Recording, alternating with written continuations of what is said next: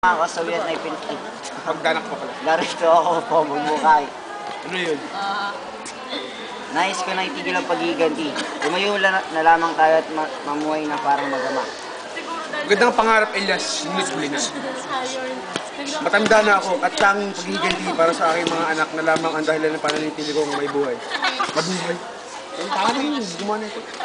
Di ako matatahimik hanggang sila hindi ko na ipaghiganti. Kung hindi ako'y... Hindi ano. Anong klaseng ama? Kundi Kundi anong uring ama ako. naunawaan ko ngunit ayokong may madadamay sa iyo na iba sa ating paghiganti.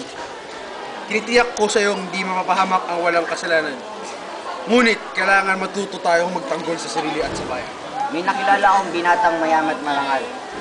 Nais na rin ay kabutihan ng bayan. Kaibigan niya ang kapitan ni Nara at marami siyang kaibigan sa bayan. Paano kung hindi siya pakinggan at wala siyang matang... Ay wala tayong matang... Kung gayon ay sasabi ako sa inyong mga tulisan. Sige, kausapin mo siya. Kailangan ko malaman ang kanya. Kailan ko malaman ang kanyang sagot. Sa loob ng 4 na araw, kung papayag siya ay mabuti at kung hindi, ako na ang unang mamatay sa ating paghiganti. Hindi ka mamamatay, Elias. Ikaw ang magiging pinuno sa oras na ta. Ako yung Sige, lumakad ka na at patayin mo sa bagyo.